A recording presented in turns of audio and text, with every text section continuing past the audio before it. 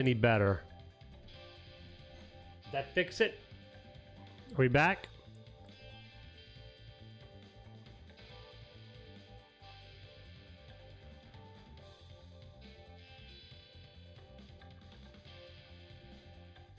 Can you guys see me?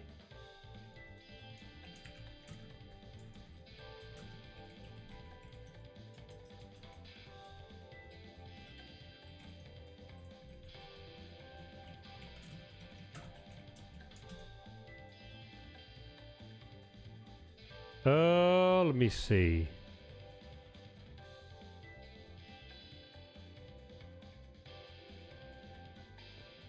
Well, this is unfortunate.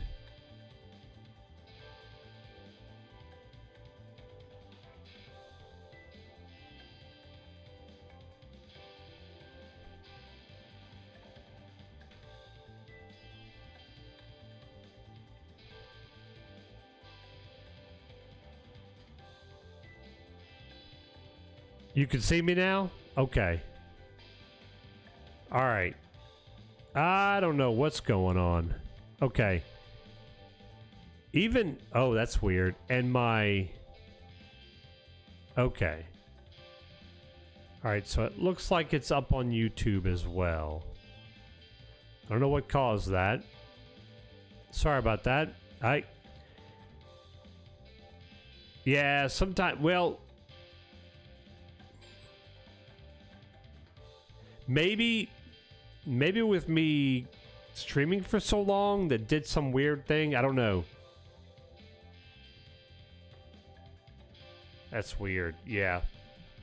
Normally we don't have an issue, but every rare once in a while we'll get issues like that. Okay. Upgrading a card. That's where we left off. What does that do?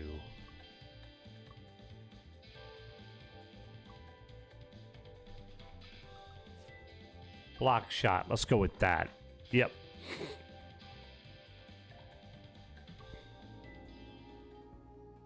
Oh, nice, D-Hole. Good luck on your 24-hour stream, man.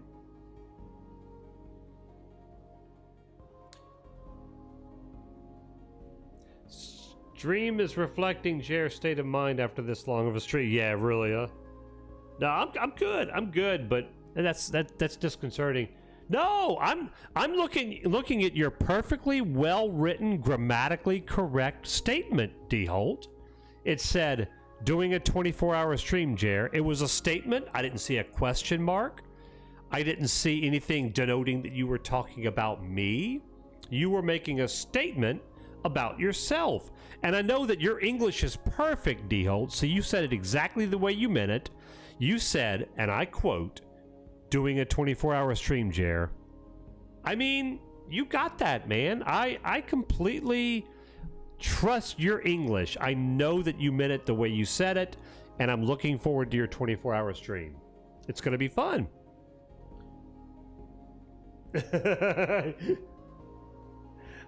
Jer is such a troll. Jer knows how to troll a troll, man.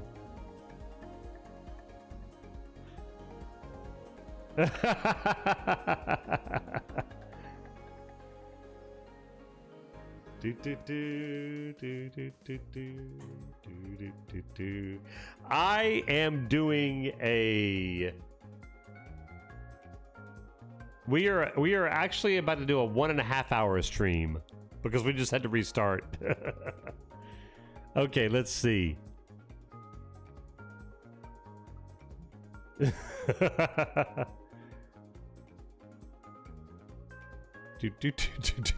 It's late.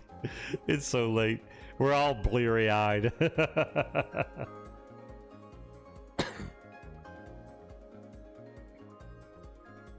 Oh, this guy's a little bit of a pain.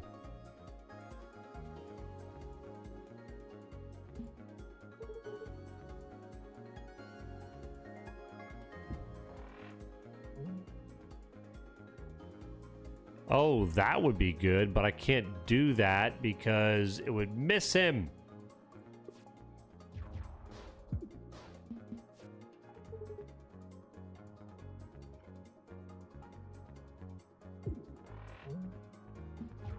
Oh, yeah, of course. This ship is so annoying to fight. He really is. Oh, let's see.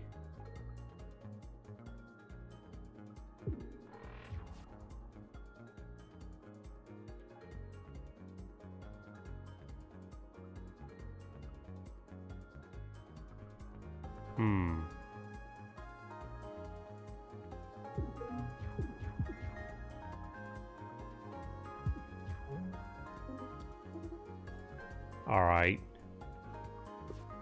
That's not what I meant to do! That's not what I meant to do at At all! all.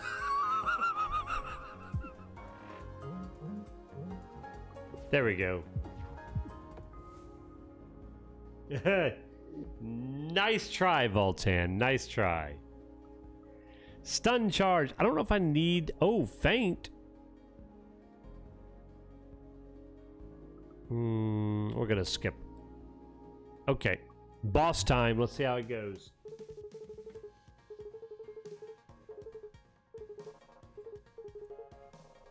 Oh, I remember them. He does some weird stuff. He's got a lot of shields. Okay, so we want to go... Yep. Mm-hmm. That's a good start.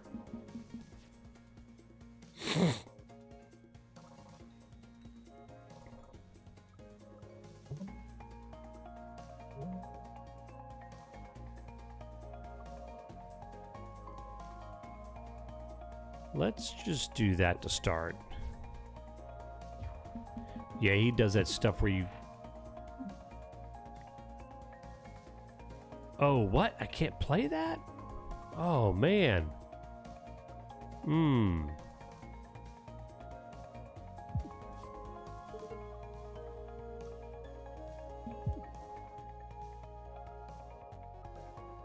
All right, we'll go there.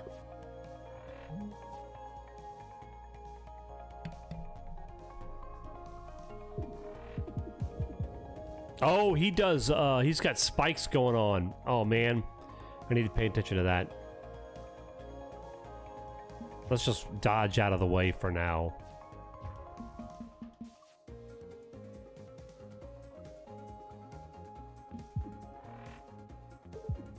There we go.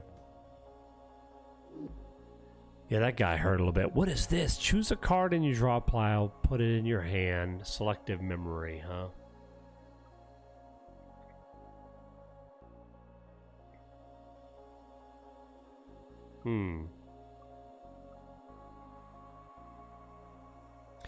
Wave beam might be pretty good. I think we'll skip those though. All right.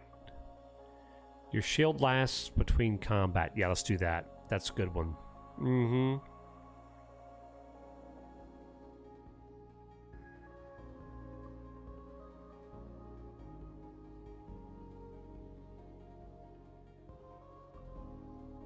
Let's do that.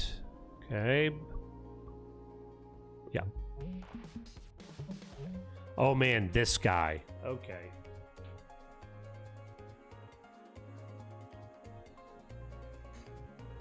Well,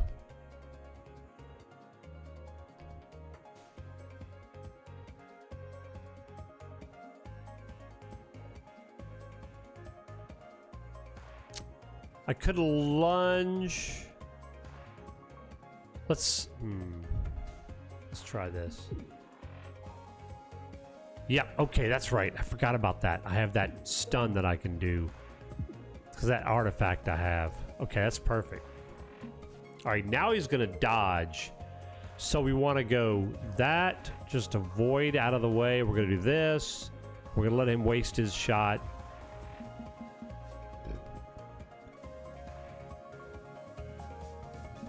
Yep.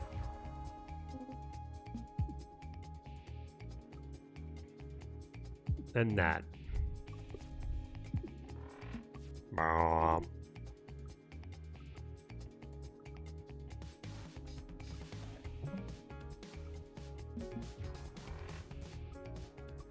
Yep.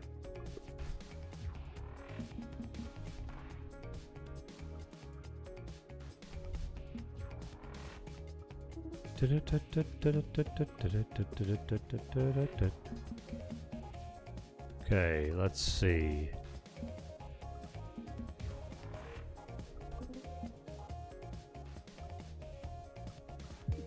There we go. You gotta kind of plan 2 moves ahead with that guy.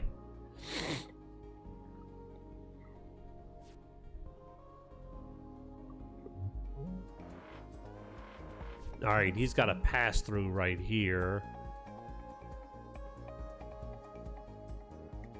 Oh, we get. Oh, he gives heat. That's not good. Not what I wanted to do there. Not what I meant to do. At all.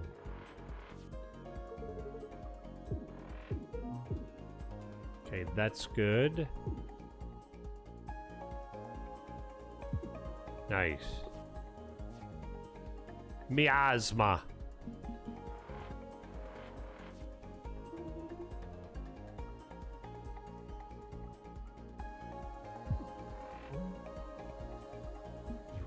Ugh, yeah.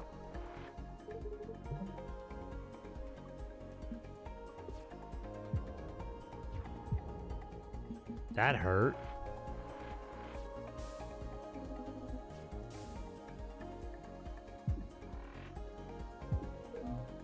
Mm-hmm.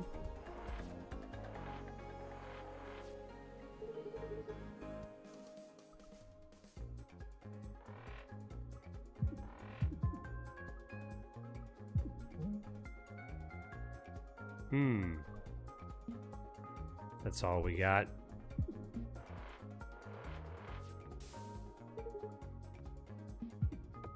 Man, that guy's dangerous.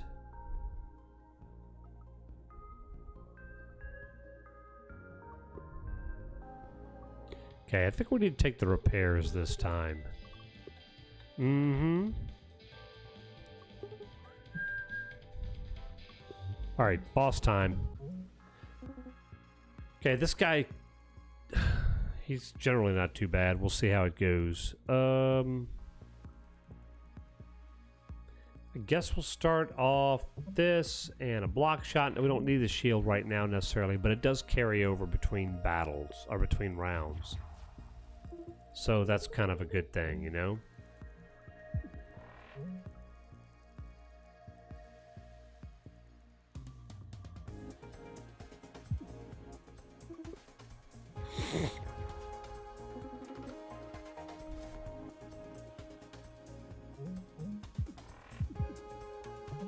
That's good. Yep.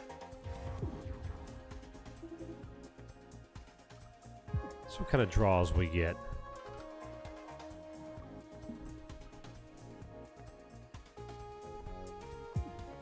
Block shot.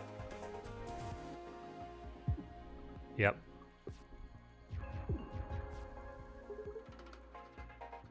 Okay, that's good. Yep. We'll go that. So far, so good.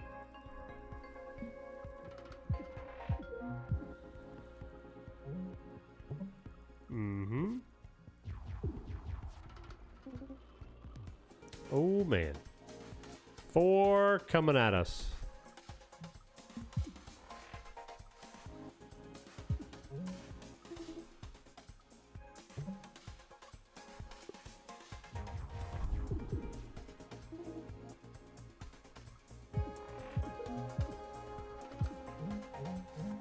Yep. Ooh, buddy. Okay.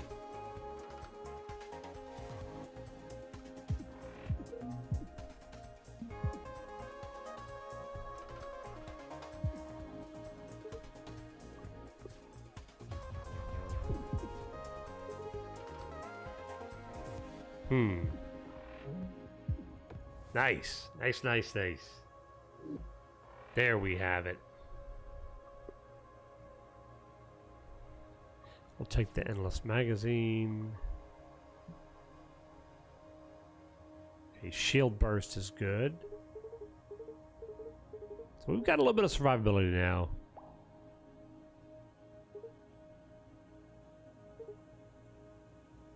Okay. Oh.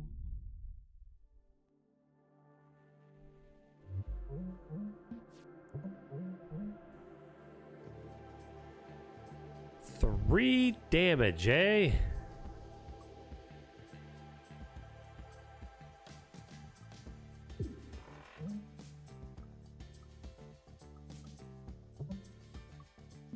Let's do that.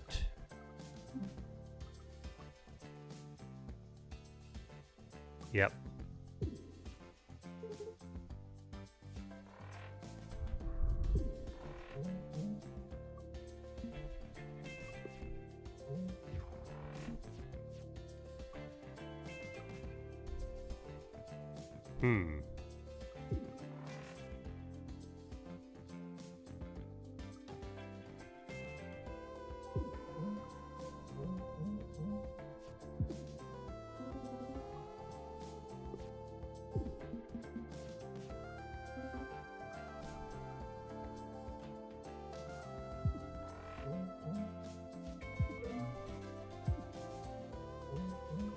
There we go. Yeah, that artifact's going to come in handy. Every time we get shield, we get temporary shield. So like that.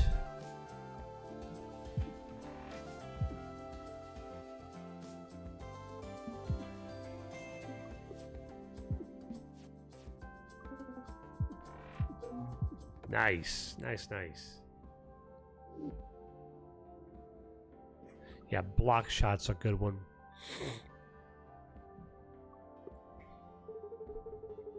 Oh, grats, Fujikon. There you go. Weapons, cookies, both.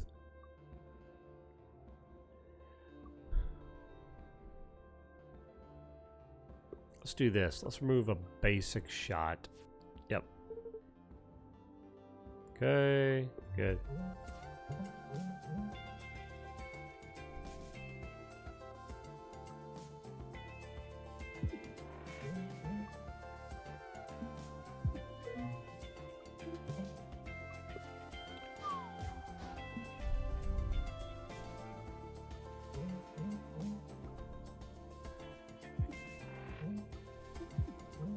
Perfect.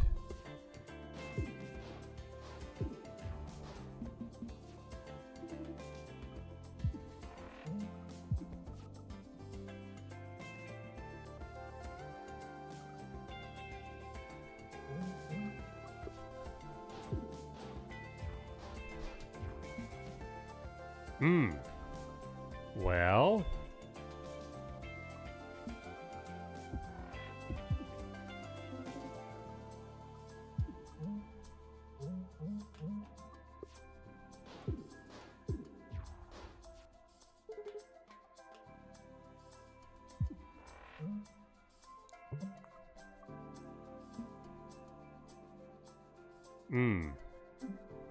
Nope, nothing to do.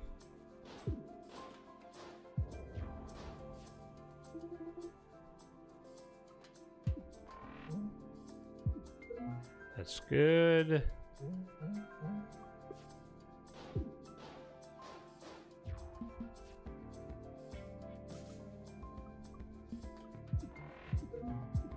Perfect.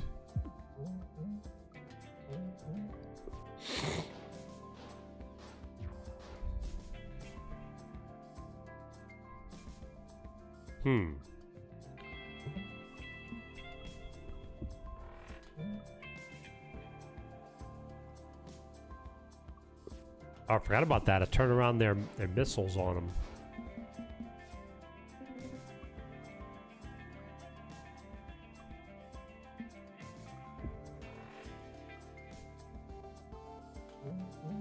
Mm-hmm.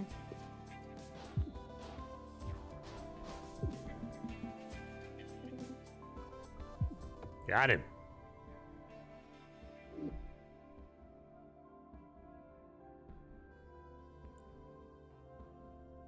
We're gonna skip those.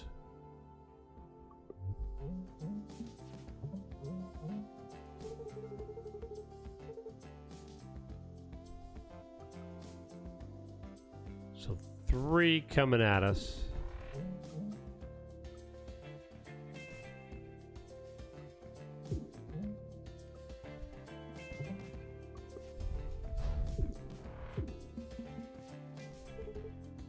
Okay. Can't move. Now we can.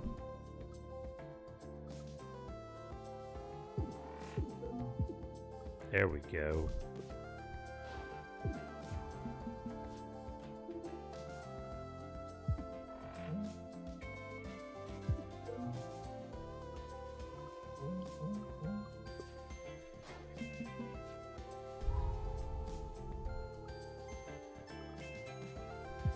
Lock shot. Okay, that'll work.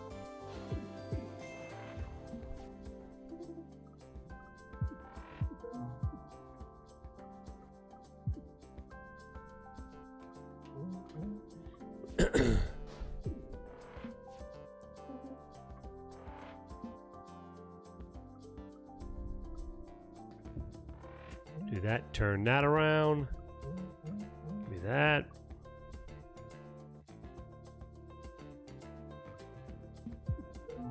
Nice.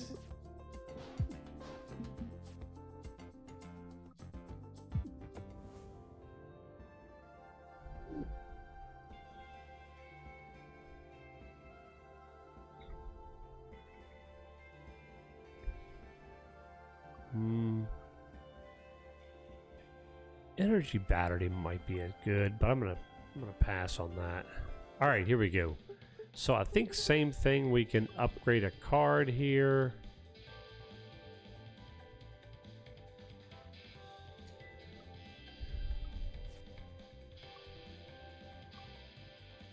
Let's do that.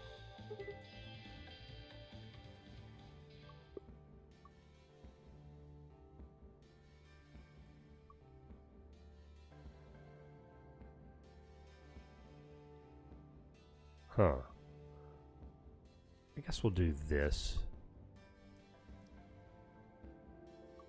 Let's try an elite this time. Oh, this guy. Yep.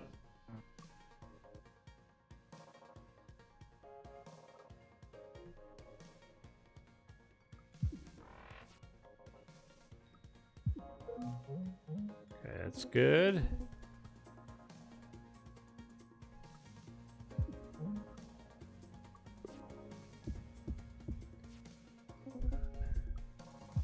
That, we'll just stop that.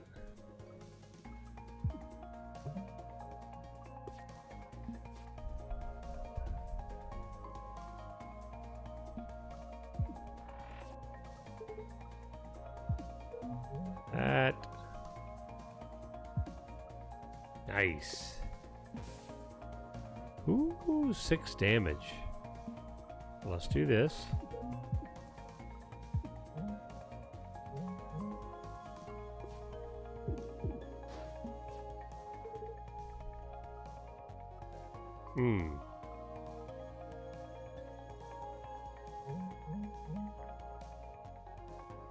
Guess the only thing I do really is that.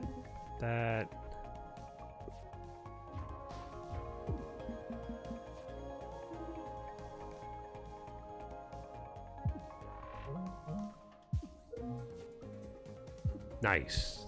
That went about as well as we could expect.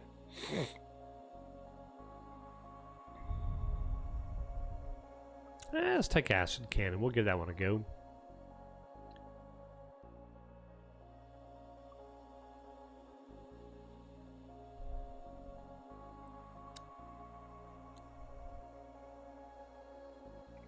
Let's do that.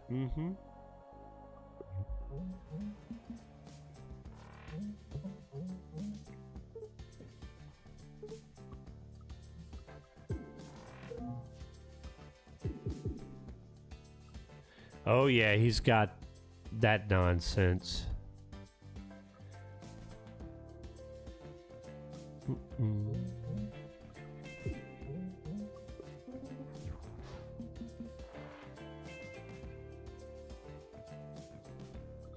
Well, we can do this.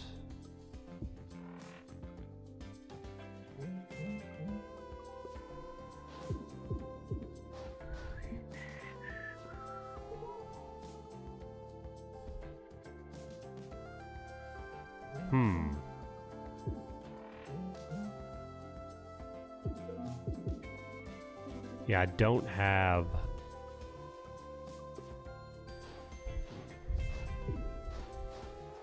any movement, so I can't avoid that.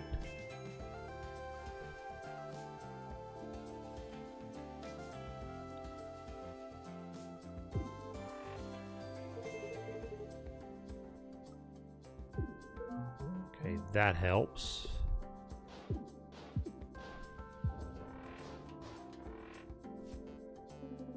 Overdrive.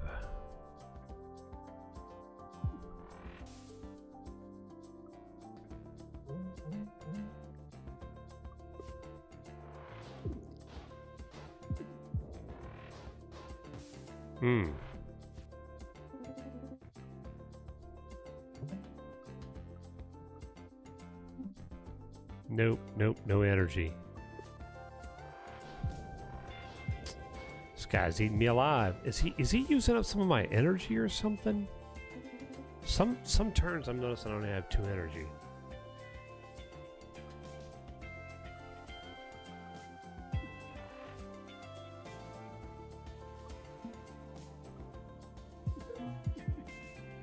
Almost had him. There we go. Goodness gracious, that was tough.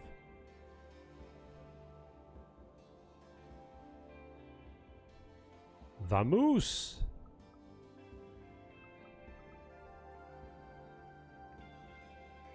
I'll skip that. Yeah, March. We restart, huh? What does the binary star do? Oh, I don't know. I didn't notice that. Was that a particular card?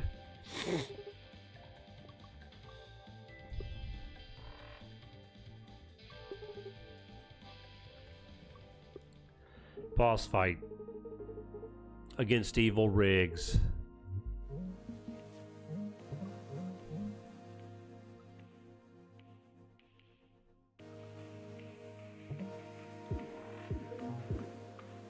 Mm-hmm.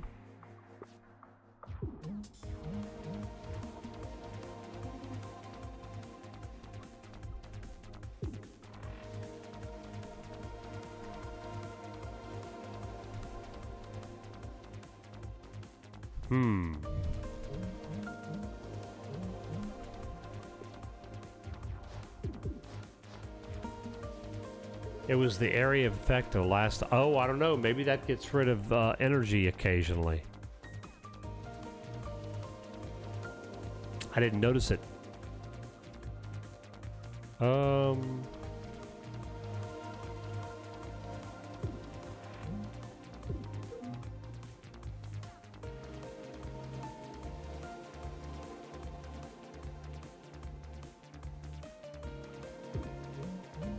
Well... Okay. Alright, 3 damage. Let's do that.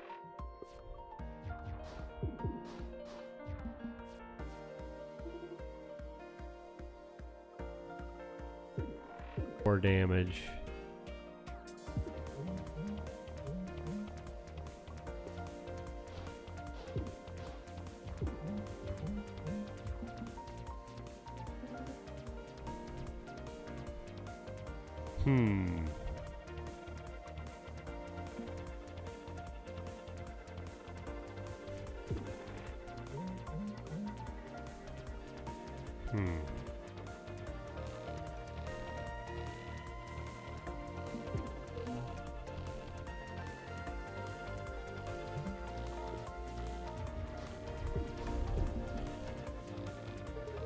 All right, now if we move, that'll turn that around. Yep.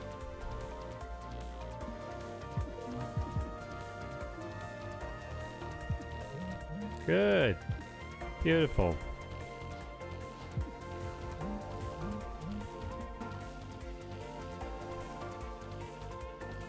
Three damage.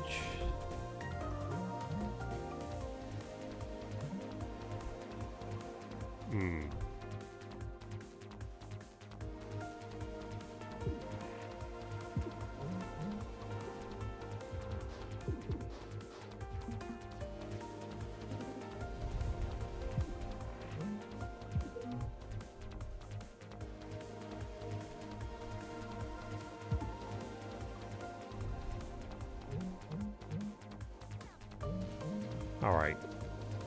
It's a little overkill on the shields, but it's fine.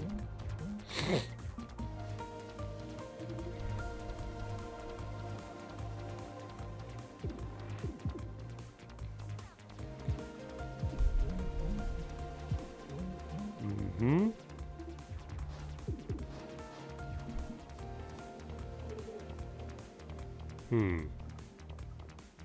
So we draw. Yep. Perfect. Nice. Pretty good, pretty good.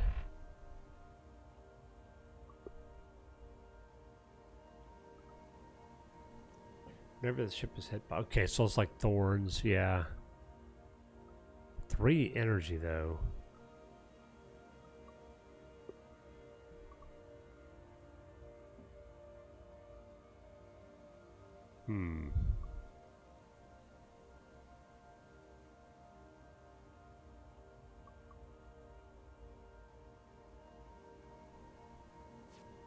Alright, let's remove 3 cards here.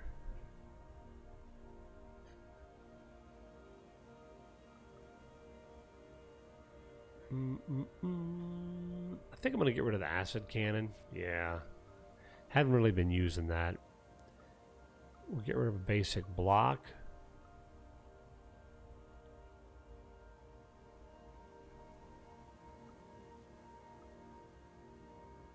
And a basic shot. That'll work.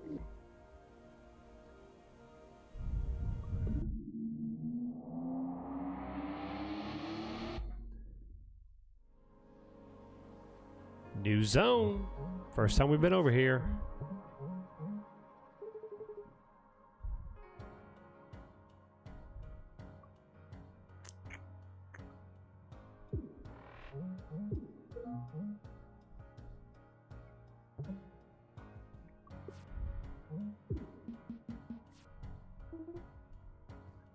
Well then.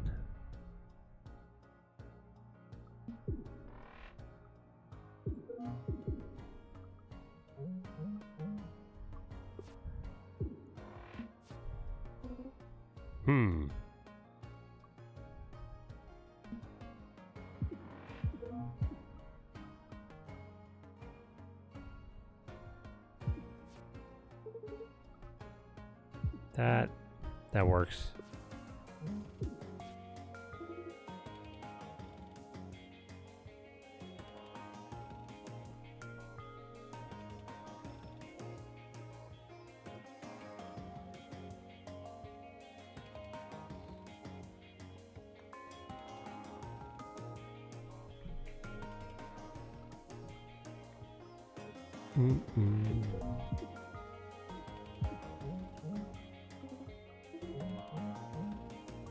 There we go. And those shields carry over. That's good.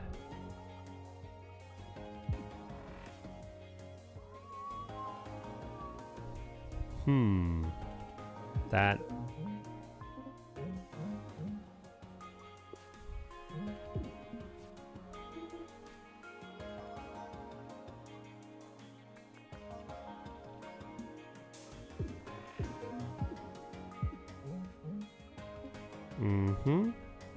Good.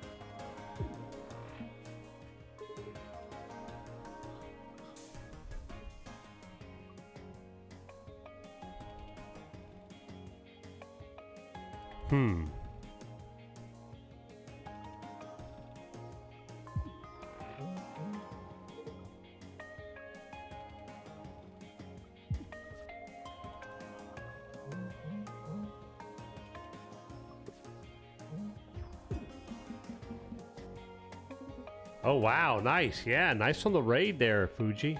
That is pretty good. Okay, we've got 5 damage coming our way.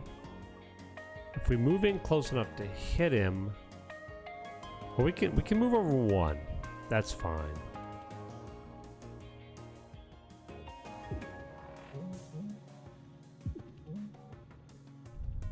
So we're gonna take a little bit of... Actually, we're not. Yeah, we will. We still will. Darn. Okay.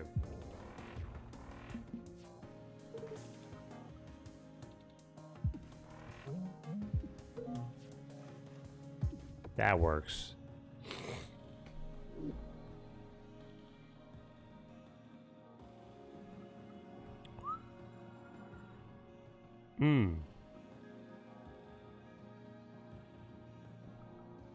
I'm gonna skip all those. All right, I'm gonna take another quick break, guys. Move around for a few minutes, and we'll get you some fishing game going on. I'll be back shortly.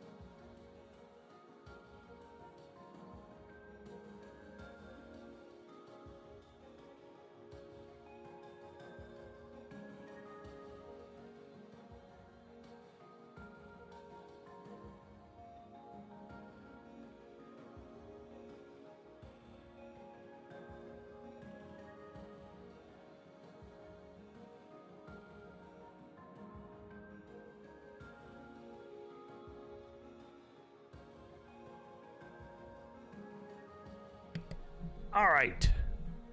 All right. All right. Here's what we're going to do the rest of the stream, guys. I want to look over. We got the big, the Vessel of Hatred coming. You need to leave. Oh, yeah. Hush with your nonsense. I want to check out Riker's. I remember you guys telling me that Riker's video was really thorough. So I want to check his... You had one, Joe. Just the one.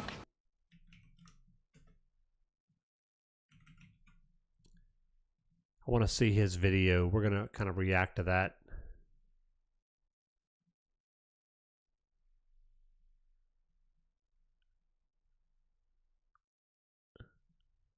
Hey folks, this is Riker. Hi Riker, how you doing? Hi Riker, this is Folks.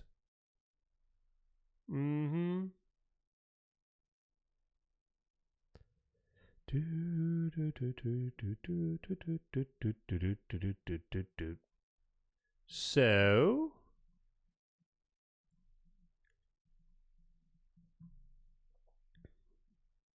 check the Please Annette Earth video I sent you. It's 2 minutes and quick.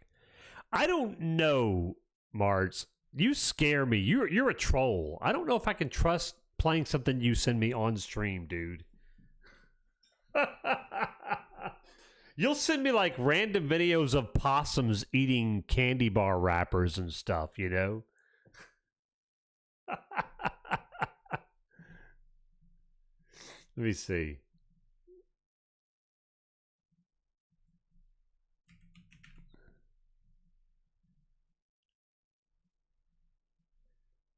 All right, got that. It was on late night telly, so it had to be somewhat kosher.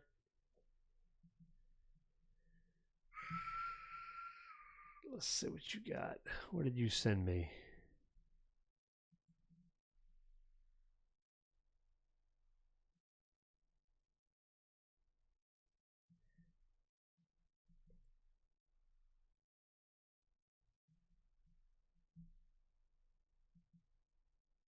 Our highest entertainer, Snoop Dogg. We teamed up with our friend Snoop for what has become one of the most beloved nature programs on this or any planet. And with that said, it's time for a special all-reptile edition of Plazanet Earth. Plazanet Earth. Plazanet Earth. What up, though? This is Big Snoop Dogg. Let's watch some more animals. Oh, there we go. Little cute little lizard. What the hell is going on? He's being watched. Snakes are straight assholes. You could tell the way they looking at him. They plotting right now. See how they got their necks up? That means they coming to get him.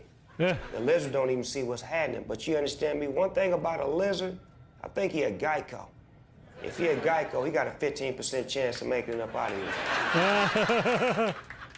Oh, he peep game right now. He seen it. He seen it. You watch. Oh, get out of there, man. Go. Go. Did you see the feet on him? Oh, they coming from everywhere, cuz. This is crazy. Dude, look at all those snakes. Up. He has just entered into Snakeville, USA. There's snakes coming from all angles. As he dips and dashes, he makes a getaway, jumps into the arms of a big snake. The twist is on, but they twisting themselves. Find it. Find the loophole. Find the loophole. He got out of there, boy. Now, nephew. He's jumping. He's very well trained in escape tactics, as you can see. Escape tactics. Oh, good move. I like that. I like that. Oh, jump, jump, jump. Run, run. Oh, there you go. Get a hold of it. See, snakes can't do all that because they ain't got hands. They ain't got hands. Damn.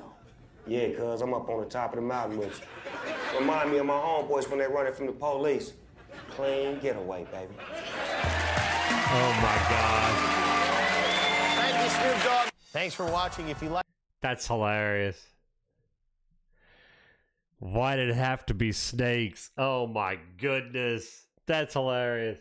What was up with all those snakes going after that one silly little lizard? How did that even happen?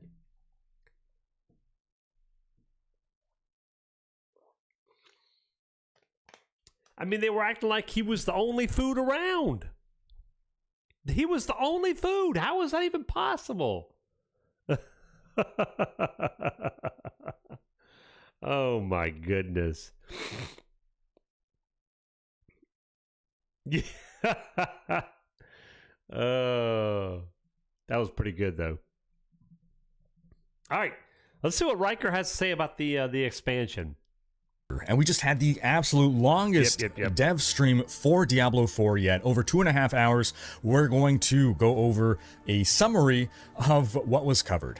Tons of information on things that are changing from the Season 6 PTR. Tons of new information about Vessel of Hatred, about the new activities coming to Vessel of Hatred, including the raid, the Kurast Undercity, the Dark Citadel, then separately, the Kurast Undercity, which is a new time attack dungeon, which you can do solo, plus the mercenaries, just so much information. What can you get? Okay, he's probably going to go over it, but I'm curious what the rewards are going to be for the Dark Citadel. Like, are you going to miss out on anything if you don't do the raids? I'm curious about that. Okay, here's the start time, first of all. So yeah, 6 p.m. my time. By the time we start the stream on Monday night, the expansion will have been live for an hour. So we'll be rolling. Hopefully no speed bumps. We'll see.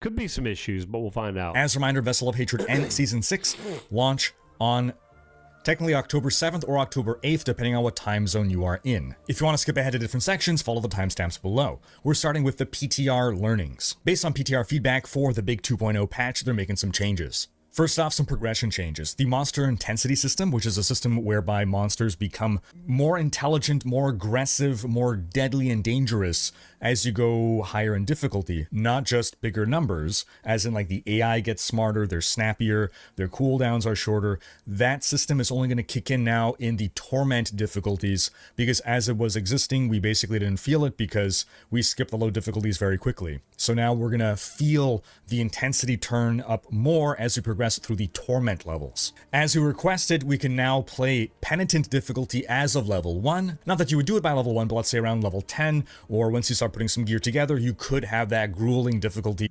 I'll be very curious to see how many people are going to be playing penitent difficulty at level 15. That's just ridiculous. I mean, it's probably going to be so difficult that you can play on normal and get more experience per hour because you're killing so much faster than you are on penitent, is my guess.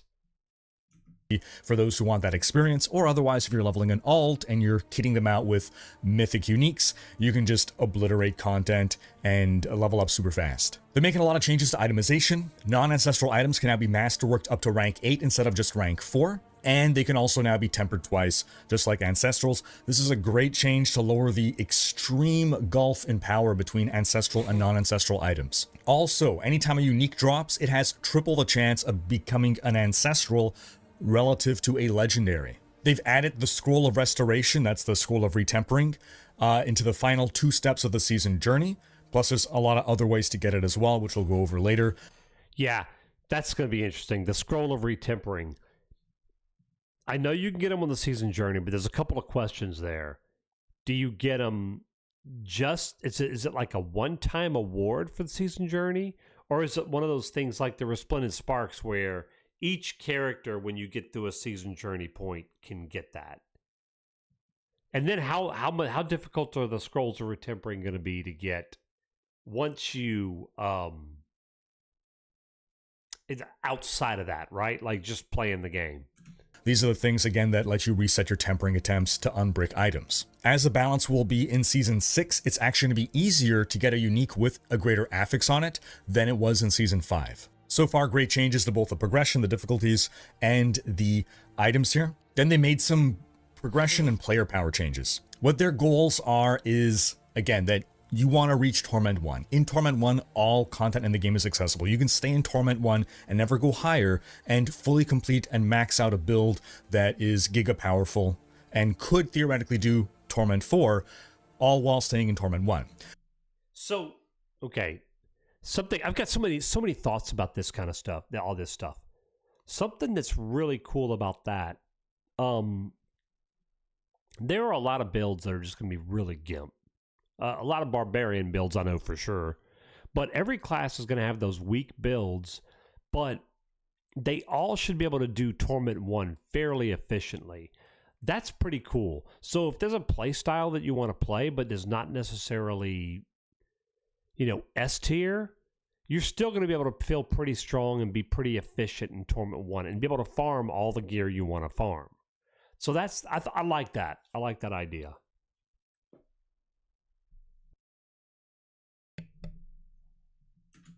Accessing higher torments simply, if assuming you have the power to survive and thrive in those torments, that will simply make you more efficient with your time. So to that end, they want Torment 4 to be aspirational content.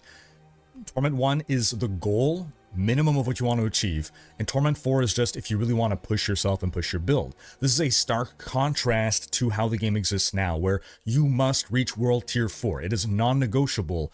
That is the goal. We have to change our mindsets and understand Torment 4 is not what we ought to do, and we ought not feel bad if we can't reach it. I very much like this philosophy. So they felt that people were reaching Torment 4 too easily on PTR, and I agree. So we have this new scaling now from PTR to launch, where the new Penitent difficulty will be equivalent to the old Torment 1, the new Torment 3 will be the old Torment 4, the new Torment 4 will now be the equivalent of Pit 80, and the new Pit 80 will be the equivalent of old Pit 100. I like this too. I think it should feel like a true accomplishment to reach Torment 4. And not everybody should be able to get Torment 4. Like, I fully expect that whatever Barbarian build I'm playing will probably cap out at Torment 2, maybe Torment 3. And that's okay, We'll see. But yeah, I think that's okay. Which again, people were doing too easily. They've also reduced some scaling of things that buff us to stop us from getting too powerful too quickly, including reverting a buff that they had done to main stat, contributing to our damage, as well as doing a pass on our legendary nodes, which they were overshadowing other aspects of our builds. Talking about legendary glyph powers on the Paragon board, they've reduced their scaling. All great changes. Then they made some systems changes. On the Paragon boards, they added a bunch more normal nodes. They just kind of filled up the Paragon boards, because the problem was, as our radius grew and grew and grew, well, it's not really incorporating much new stuff because there's a lot of empty space on those Paragon boards. Oh, okay. So I see. I didn't get that before. So it seems like some of these, and you may not be able to tell it here, but I'm guessing what he's saying is some of these empty spots that were there before are filled out with normal nodes, so that when you get those super extra big radius going on, you actually feel it because it's encompassing more nodes now. Before, there were some glyph areas that when you got the extra radius enlargement, you didn't really notice it because it didn't hit any extra nodes that were affected. Rare and magic nodes are adjusted to be more generally useful and powerful too. So they filled in a lot of that empty space. They've changed a lot of the rare and magic nodes to be less specific and more generically useful. And they've also buffed those rare and magic nodes. Then Infernal Hordes. Okay, Infernal Hordes were not available on PTR, and it's because they were basically reworking them. Infernal Hordes dominated Season 5. That's fine. It was a new hype activity, but it was just way too rewarding. So they made a few changes. First off, we can no longer craft keys to Infernal Hordes. We will only find those keys. That's going to gate how often we can do this activity. Next, they made it that the boss fight at the end will always drop at least one unique item from their specific drop pool. The Infernal Hordes added Infernal Horde specific unique items. Now you're guaranteed to always get at least one to drop. Rewards are going to scale with higher torment. They've updated the chest rewards. There's now 3 possible chests. There's the equipment chest. It costs 200 ether. There's 1 chest of materials. When you pop that, you spend all your remaining ether on materials. Oh, that's a good idea. And there's the chest of gold as normal. Overall, I think this is a good rework to Infernal Hordes. Then they've tuned some other event rewards as well. They significantly increased drop rates in Whispers and Nightmare dungeons. They gave XP upon completing a Nightmare dungeon. Buffs to a bunch of miscellaneous things like the Hellborn, the Butcher, World Bosses, Treasure Goblins, all getting better loot tables with better, higher torment difficulty. The Stronghold XP, they've kept it, but they've nerfed it, and they've fixed the abuse case. So Stronghold leveling will still be a thing. Now instead of giving you on average 2 levels, it's going to give you 1.25, and it's only upon your first time completing that Stronghold. Especially that last part, that's how it ought to have always been. And they've similarly added scaling like this as well to the campaign and side quests, so it sounds like completing a quest of any kind for the first time is going to give you a nice chunk of XP. Also, amazing change now, once you are in Torment difficulty, any normal magic or rare item that drops is auto-salvaged. We have the technology. Yeah, also, Paragon like Glyphs can now drop from the pit. They've made some changes to Mythic crafting.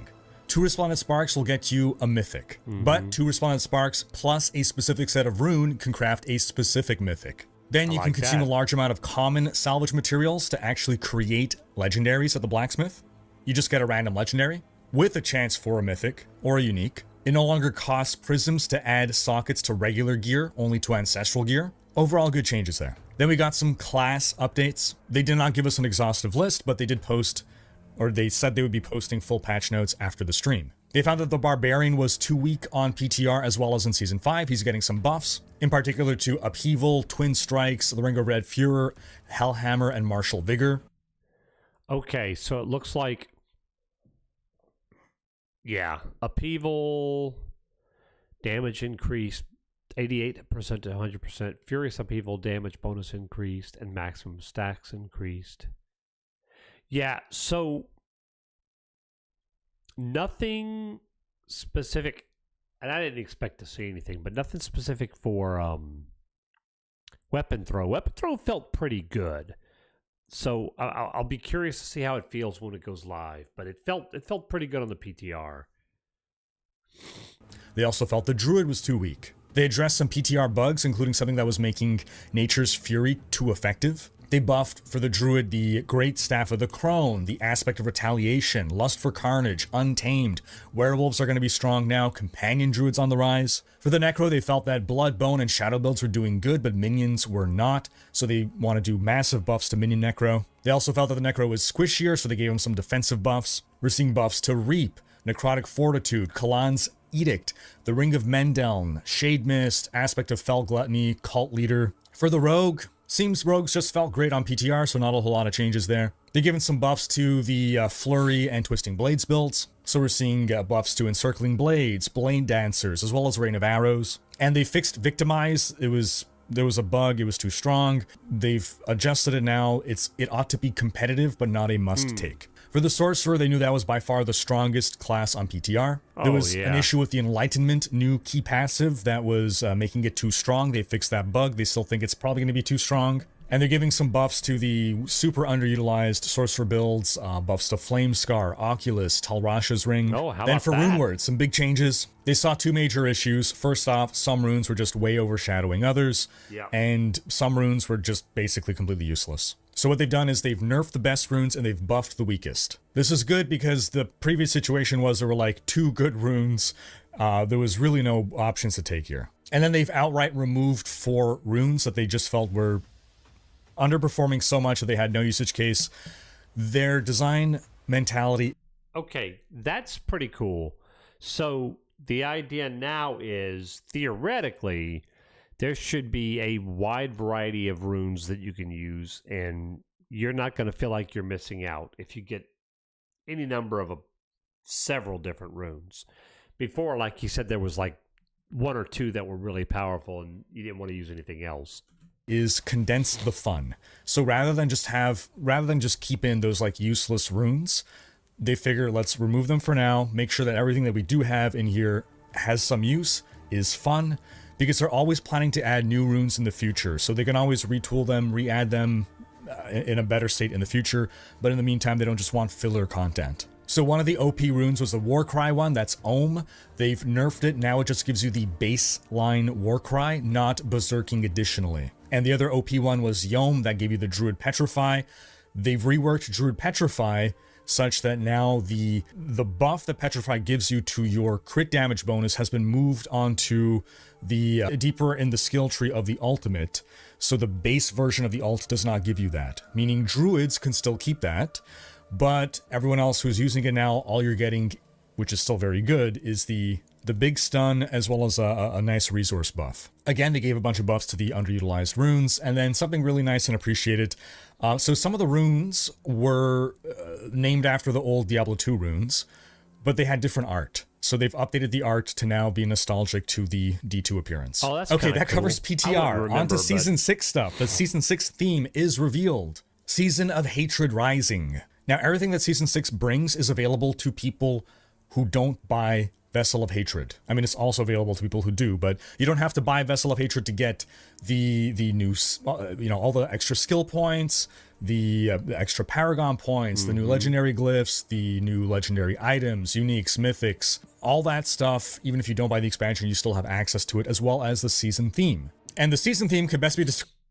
Maybe I expect to be most games in these day and age. The experts will determine what's best, and you will strive toward. Yeah, that's right. Yeah, there will always be some that are like optimal, but I think the changes they made, it sounds like, to the runes will make it to where there is more diversity than just, yes, there may be 1 or 2 at the top that are the best, but I think that gap between what's good and what's not will be a lot smaller.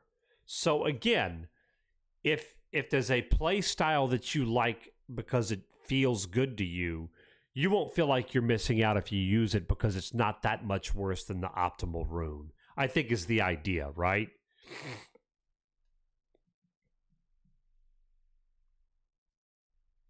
Yeah, that's right. And the min-maxers will always do that. That's always going to be the... Yeah, it's not easy. Described choosing this delightful piece of artwork. So, there's this monster called a Realm Walker.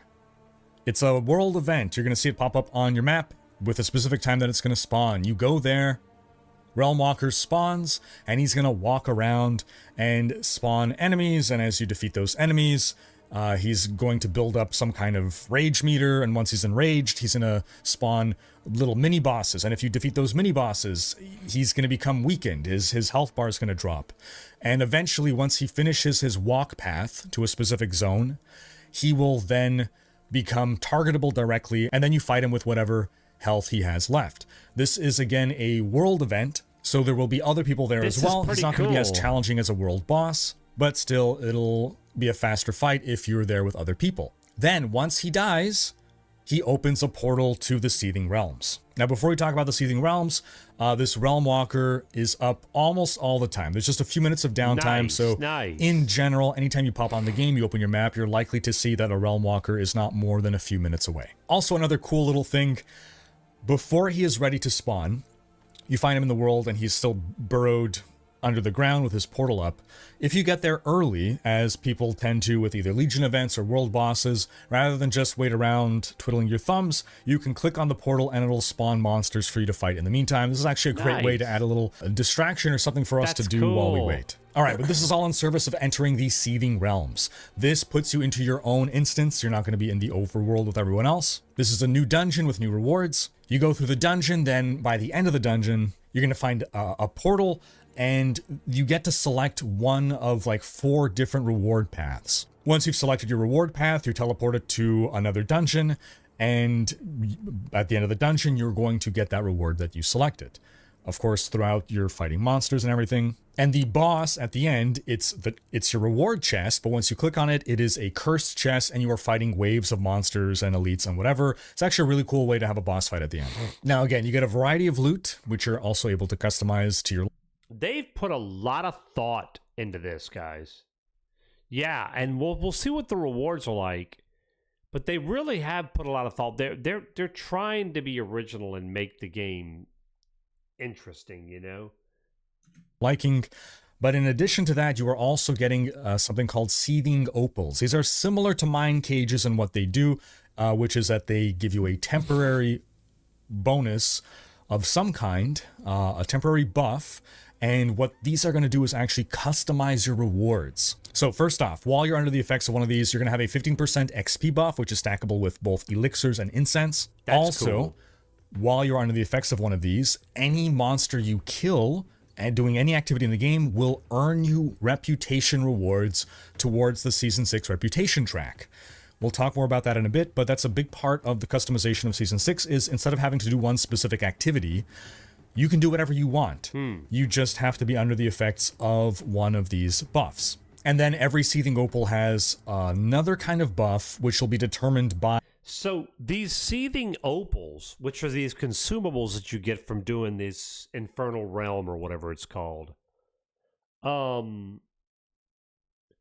that alone, regardless of what other loot you get, is kind of cool because it stacks with your incense and your potions, so it's more XP buffs you can get. That's really cool. Which choice you had initially made in the Seething Realm, which of those 4 reward tracks. So you might get stuff that gives you more gold drops, or more material drops, or more item drops. So again, for that, 30 minutes or whatever, you have an XP buff, your kills count to... There we go. Here's a look at them. That's what it sounds like. You're going to want to get this seasonal quest done ASAP, because look at these consumables you can get. And now keep in mind, these Realm Walkers are up almost all the time, so you could farm these nonstop, get a bunch of these opals, and then burn them and use them for your leveling up experience. Enemies routinely drop additional gold. So gold fine. A rare item fine, I guess. Item fine. Or crafting materials. That's really cool. And look at this. 15% bonus experience. On top of incense and potions. That's awesome. Reputation, and you're getting extra materials dropping. The reputation track this season is the Zakarum Remnants. These are basically like old paladin types. And the way the team spoke about them, they kept saying, oh, they're not at their best right now. Kinda hint, maybe I'm reading too much into this, but it kind of hinted to me that they're not at their best now, but maybe in the next expansion, you're gonna play a Zakarum Paladin. And one cool thing about the Season 6 theme is that it actually unlocks while you're doing the Vessel of Hatred campaign. So, yeah, and it stacks. That's awesome. You must have at some point in the past completed the core campaign, but let's say you've done that and Season 6 starts, you make a level 1 character, you are playing through the campaign of Vessel of Hatred.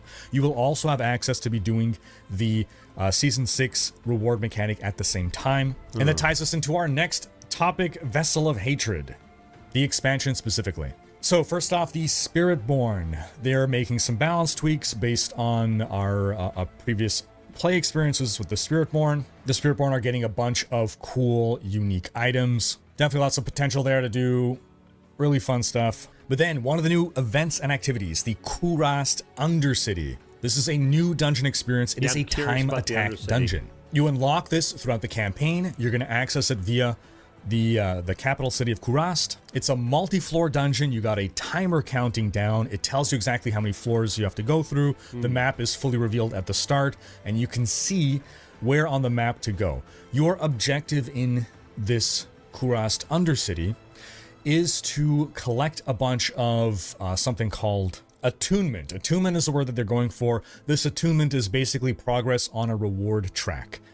So as you are killing monsters, you are getting attunement, you are filling a little bar. This bar has 4 tiers. You want to reach minimum tier 1. Tier 1 unlocks a reward at the end of the dungeon. Then every... So right here, you'll see your meter. Takes longer to get to tier 1 than the other ones. Attunement ignites beacons, slay monsters. Okay. Tier after is just better and better rewards. It's gravy. So you have a limited amount of time to build up your meter. As well, if you fully go through all 3 levels of the dungeon, at the end, presumably that's the portal to the boss fight. So you need to be managing your time, collecting the attunement, and on the map you can see that there are specific like pylon things that you can go to. You click on. Yeah, that's the Spiritborn. Spiritborn is going to be insanely powerful. It just is. That it's going to spawn a wave of enemies, and if you defeat them, you're going to get more attunement. Then there's specific other enemies that they're like elites, they're challenging fights, but defeating them will give you more time. So you kind of have to figure out, okay, do I want to take the time to fight these guys in order to get more time, in order to be able to get more attunement? If this is feeling vaguely like the Gauntlet, there are similarities there, and they later announced that they're actually sunsetting the Gauntlet. With Season 6, there'll be no more Gauntlet, and they're going to figure out what to do with leaderboards. In my opinion, they should just add them to pits. That's probably what they're going to do. Pit ladder, leaderboard, whatever. Yeah. But in the meantime, Gauntlet's gone. Undercity actually seems like a much cooler thing that echoes some of the ideas of the Gauntlet, but improves upon them tremendously. But back to the Kurast Undercity here. Once you have gone through the final to the final boss portal, there are 3 new boss fights now. Every run you're going to have one of these 3 fights, and once you reach the boss, then there's no more timer, so you can take as long as you need to defeat the boss. So again, your main goal here is to get to that boss with as many of those upgrades as possible, so that the reward that you get once you defeat him is as good as possible. Now that's the core concept, but there's more. You can further customize your rewards with things called tributes and bargains. Tributes will increase the challenge in some way, and there's different tiers of tributes: magic, rare, legendary, I think even unique. So they're going to increase rewards with an increase of challenge by doing stuff like decreasing how much time you have, decreasing your potion spawn, stuff like that. If you apply a tribute to a run, which you don't have to, but if you do apply a tribute, then you can also apply a bargain. The bargains will further customize the rewards at different material costs to you. Like it could cost you like 50 million gold for like a really good bargain. But some of these bargains, for instance, is that you're going to get guaranteed amulet drops with passive skill bonuses on them. If you've ever followed a build guide that's recommending, oh yeah, just get this amulet with these 3 passive skills, the odds of getting that are so infinitesimal. It's very frustrating to try to find amulets with good passives on them. So this is a way to target farm that. So That's overall, this cool. sounds like a nice addition to the game. This is really cool. So you can use these tributes to target farm amulets with plus ranks to certain skills for your class. I like that. I like that. That's cool.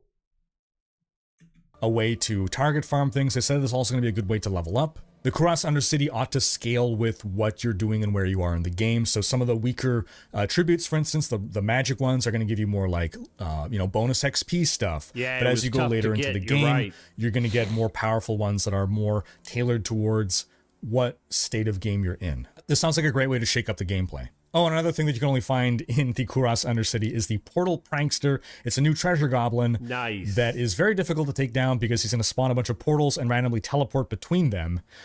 If you do manage to defeat him, however, he's not going to drop anything at that time, but when you defeat the boss at the end, you'll get an extra chest just from that Portal Prankster. And the trade-off here is that it could take really long to defeat them, so you gotta, you're seeing the timer ticking down. Is it worth taking out these guys? So, guys, here's the thing. I know Blizzard has gotten a lot of flack for the way Diablo 4 launched. One thing that you can't say is these guys don't care. Look at the unique ideas they're coming up with. The different game modes, the different activities, the different things. And sometimes things don't work. Like the gauntlet. They're like, okay, well, we tried. That didn't work. Let's do something else. They're putting a lot of effort into this. I think these guys truly care about this game. That bodes well for the future.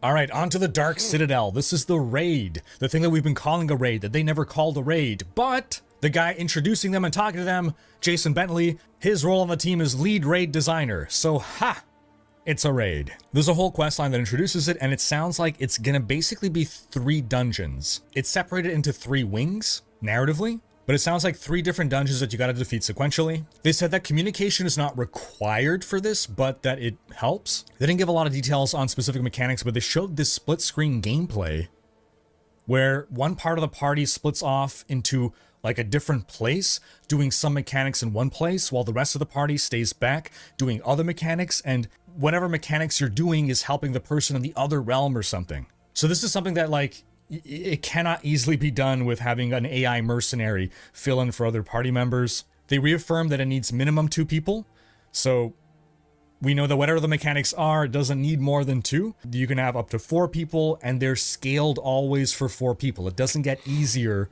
if you're only 2 people. And again, they didn't go into a lot of details on how it actually plays, but they said that there's a lot of hero. The only other ARPG that I feel comes close to Diablo 4's is Marvel Heroes. And I don't know if you played Marvel Heroes, Grease, but the combat in that was so gratifying.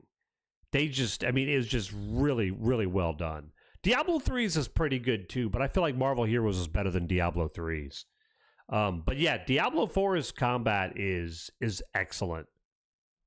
Moments in their own play experience. So there's a lot of opportunity for players to individually have big impacts, be it through completing a mechanic in a dire situation or coming in with a clutch res. The Dark Citadel will have a weekly reward, as in once a week you can get a specific reward, which is like a big cache of legendary and ancestral items. You must have completed all 3 dungeons to get that. But then for repeated runs, because you could run this as many times as you want, in this case you're just getting the Dark Citadel currency. They're called Citadel coins, and they'll let you buy a bunch of stuff. Specifically, these consumables that you can use to help you on your runs. To buy scrolls of retempering. So you didn't get to really play too much of it. So again, you can find these scrolls of retempering rarely in the world as just drops, or you can farm Citadel all day, every day to get a bunch of these, which I'm sure people are going to be thrilled to find out. Yeah, the deterministic way to farm as many scrolls of retempering as you want is locked behind the multiplayer activity. This is going to go over well.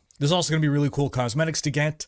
It sounds like from Torments 1 through 3, you get the normal versions of the cosmetics, but if you want to get the Giga Awesome cosmetics, you got to do the Dark Citadel on Torment 4. All right, then they gave us more details on mercenaries. The first one you're going to find is Rahir, the shield guy. You then go on a quest line to unlock the others. Here's another thing that's really cool. The mercenaries, and he's going to go into it. I've heard a little bit about how this works. This is another area where I feel like the devs have put a lot of creative brain power into. Wait till you hear, if you haven't heard this yet, wait till you hear how these mercenaries work. It's really unique. Supposed to be a bunch of personality to these guys. These quests are supposed to be somewhat involved. And they also showed this artwork here where you can kind of see the outlines of where they erased the original other mercenaries that they planned to add. But maybe I'm reading too much into some pixels here. So every mercenary has some base perk that they always have, plus they have a skill tree with 2 main branches that builds them in two very different directions, and then several other, or a couple other choices you get to make as you level them up. So overall, Rahir is a tank, and you can spec him more towards being a protector or more towards an in-combat fighter. Things he can do includes taunt enemies, heal you. Then Variana is another mercenary. She's this reformed cannibal. She can either dual wield axes, in which she's like fast attacking, applying bleeds. A reformed cannibal. That's a Oh, who was the guy in the main story that we were fighting against? Braun or something like that?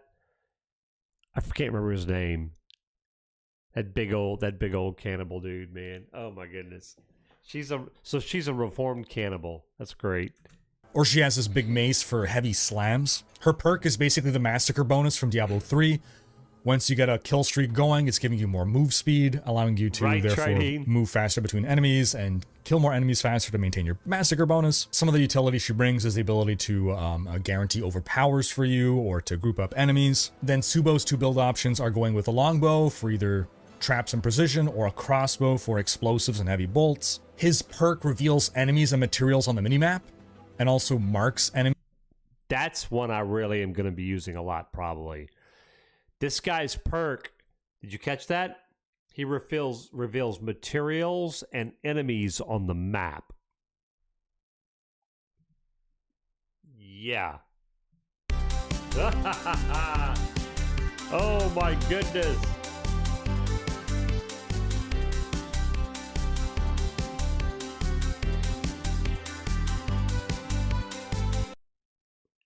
Oh, Grease, thank you, buddy. Thank you for 57 months.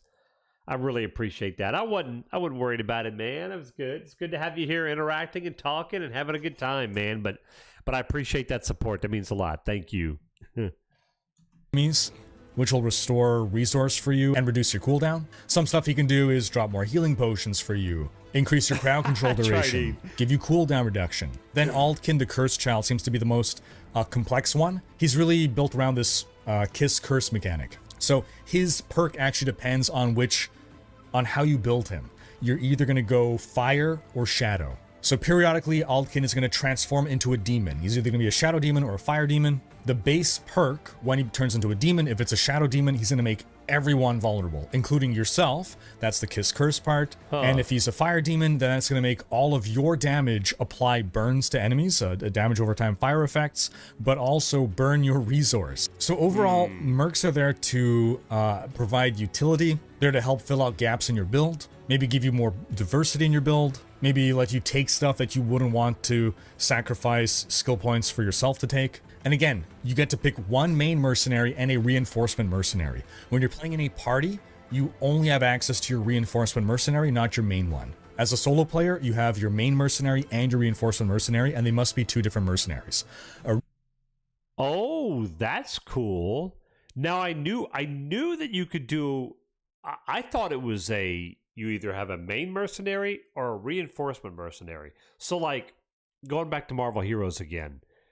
If you had a team up character with you that was out, he or she could do abilities, fight, activity, do stuff like that. But if you had that team up put away, it would provide passive bonuses. But you can only have either or. Here it sounds like you're going to have a main mercenary that's out fighting and another secondary different mercenary who's passive, giving you passive abilities at the same time. That is cool. I didn't know it would work like that. Reinforcement mercenary is a much simpler feature. You pick a trigger condition and a skill that they use on that trigger condition. Then each mercenary has their own little rapport track, again similar to those reputation tracks that we've seen before in the game. This is how you level up your mercenary, getting them more skill points, but it also unlocks more perks from them, plus mercenary currency, because there's this whole bartering system built into mercenaries. From your mercenaries with the mercenary currency, you're going to be able to purchase things for sale. And the more you've built up the rapport tracks, the more options and the better options you're going to have to purchase. It could be legendary items, it could be bundles of legendary items, it could be a bundle of boss summoning materials, masterworking materials. And you can also spend currency to restock their vendor supply. You get one free restock every day. Once you have maxed out a mercenary's renown track or report track, then you can repeat that last one over and over. It just keeps getting you the mercenary coins. But you are encouraged to level up every mercenary to the max if you want to max out all your bartering options. All right, then the stream ended with some Q&A. First off, Armory. Yes, they know we want it. Yes, it's in development. No, it's not coming at the launch of Vessel of Hatred. Well, I'm glad People they're asked working about on crossplay between Vessel of Hatred and base campaign players. Yes, you can party up and play together. It's just that if you don't have Vessel of Hatred, then you cannot go to the new regions or partake in the exclusive Vessel of Hatred activities. Then the biggest PTR question or point of criticism or outrage was the campfire. They have heard us. They immediately, upon getting the feedback, started talking about what they can do.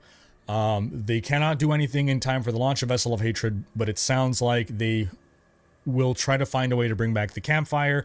To clarify for anyone who doesn't know what we're talking about, in Diablo 2 and when Diablo 4 launched, the class selection screen has the heroes around a campfire. There's a lot of nostalgia there. And they're removing that with Vessel of Hatred. And it sounds like it's because they were thinking forward to, okay, we're going to get more and more characters. Eventually, it's going to get too crowded there. Right. So we're going to move away from this. But now they've seen how much that has wounded us so deeply. So they're going to see what they can do about it. People asked. I'm going to be honest. I don't think that's necessarily that big of a deal. I mean, yes, nostalgia. I get it. But if you think about how little amount of time you spend looking at that character creation screen, is it the end of the world if it's not there? Really? You know? I mean, that's fine if they can make it work, but I don't think it's that big of a deal. About Lilith statues. We're not going to have new Lilith statues because Lilith is gone, but we're going to have new, like, Akarat statues. Yeah, I noticed they will that, not, however, Grease. give us any bonuses the way the Lilith statues do. So you do not have to do them. They will count for renown, however, so it's just a new way to get renown. And overall, renown is going to be easier to get. So the new region, Nahantu, will have its own little renown rewards, but they're also moving around renown rewards such that you will not feel as compelled to go all the way to the max renown rewards. For instance, right now you need to get all 5 because you want to get those Paragon points at the end. They're moving the Paragon points closer to the start of the track, and the stuff like extra obol max capacity is towards the end. They confirmed that mercenary progression is shared across alts, but every new season you're going to have to level up your mercenaries again. I'm it's glad part of the power progression. People asked if pit level 100 is something that they expect people to be completing. And the answer seems to be that they built it in such a way that they don't expect people to reach it, but they know that players always surprise them, so they kind of won't be surprised if someone does it. But they alluded to some kind of a surprise that may be waiting for people that goes beyond pit level 100. They said something like you might get a surprise if you go beyond, so who knows what's going to happen there. But now they're expecting pit level 80 is where most people will be. Wait. You can go beyond pit level 100? Did I hear that right? Oh yeah, Grease. This is that. It sounds very, very cool. Monday, guys. It's almost here. Be capping out again. Pit 80 is like the new pit 100 from PTR, which was like the pit, I guess, 150 from live server. And they also alluded to a Discord partnership that's going to be coming up with more details in the coming days. So, a lot of info there, a lot to be excited about, lots of big stuff coming with Vessel of Hatred. But I turn the question to you folks, what do you think? Sound off in the comments. Also folks, if you want some free cosmetics in Diablo 4, from October 8th to November 5th, you can get cosmetics just by watching Twitch streams. There'll be new cosmetics to farm up every week. You gotta watch at least 3 hours a week to earn the cosmetics of the week. You can watch me at twitch.tv/. There you go, guys. So, well, you're not watching Riker, of course. You can watch the Foo, and you can get some really cool cosmetics. There you go. Oh, man. That is good stuff, man. That is good stuff. Yeah, that was a little bit more in depth. I know Rax was kind of focusing on high-level surface stuff, so I get it. But I'm glad I saw that because that gives me a little more... I didn't get to watch the campfire chat, so that gives me a good... All right, they haven't updated, not surprising, but they have not updated the tier lists on Max Roll yet. So we'll have to wait and see when that comes.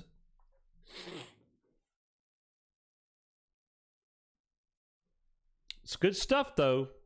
Lots of good stuff coming.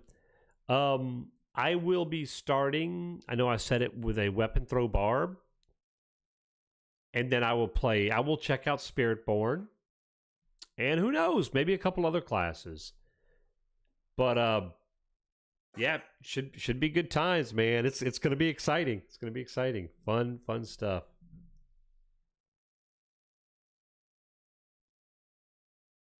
We'll see. One of the things I am concerned with, there are going to be some stuff that needs to be tuned and balanced. That's just the way it is, right? I cannot stress how great it is, though, that they're giving us PTRs now. I think they realize now how important it is to have PTRs so that they can make adjustments before the season starts. Yeah, nothing wrong with that, Tridine. I there'll be a million Spiritborns running around, and that's okay. There's nothing wrong with that. Yeah. Trax is trying to decide if you want to play a Druid again or not. Yeah, it sounds like Druid's got some really good buffs. So, I think I heard them mentioning something about the pet builds for Druids being better. Now, one of the things that got nerfed was the big landslide build for Druids that was just annihilating everything in Season 5. They nerfed that, but it's understandable, right? But there are a lot of other things for Druids that got buffed, though. So,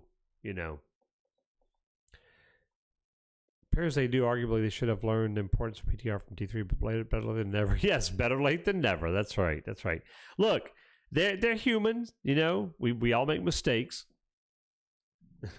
As the Human League would say, we're only human, of flesh and blood. I'm made.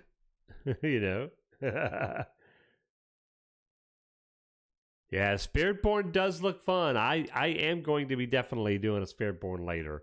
I really want to see. I want to see that. I got to play a little bit with the weapon throw bar in the PTR, and it was so much fun. So I'm gonna go do that first, but I'll give people time to check things out.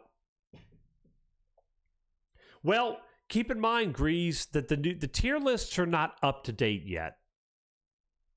The tier lists won't be up to date until probably Monday with the new things. So, Greed, Carrot, and Stick criticize the bad and praise. Yeah, you have to, right? You have to. I think it's only fair that we have to be critical, in a respectful way when there are bad things, but we have to be fair and say, look, when things are good, you gotta talk about the good too, Otherwise, you would lose a certain amount of credibility if all you do is being negative about a game and ignoring the good, or vice versa, right?